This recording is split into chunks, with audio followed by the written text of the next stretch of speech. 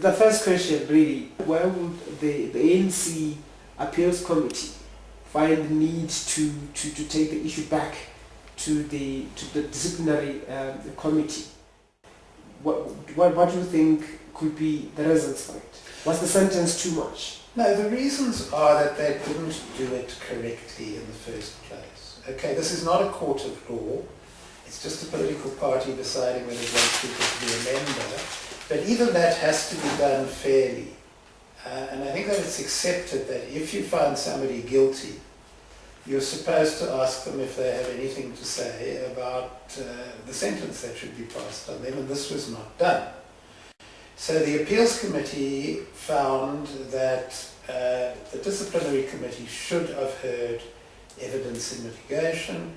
It should have heard from those who were found guilty what their view on sentencing was before it took a decision. So what it's done now is that it's sent it back to the disciplinary committee to do what it should have done in the first place. This does not in any way affect the guilty verdicts. Those have been upheld by the disciplinary committee. Yes. What it could affect is the punishment which was handed out as a result of those guilty verdicts. Yes.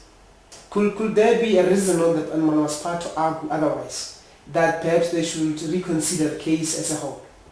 Well, Malema's lawyers did argue that they should reconsider the case as a whole. That was rejected by the appeals committee. That can't be reopened unless Malema goes to the National Executive Committee. He can ask them to reconsider the issue. If he doesn't like their decision, he can ask the conference in December at Mangaung to look at the issue. And of course, at any stage during this process, he or Floyd Shivambu, who's also got a suspension hanging over his head, are entitled to go to the courts of the country and say, we don't think this was a fair process.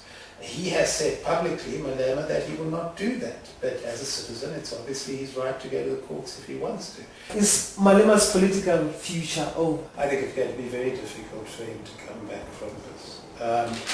Mr. Malema is very much a product of senior people in the ANC.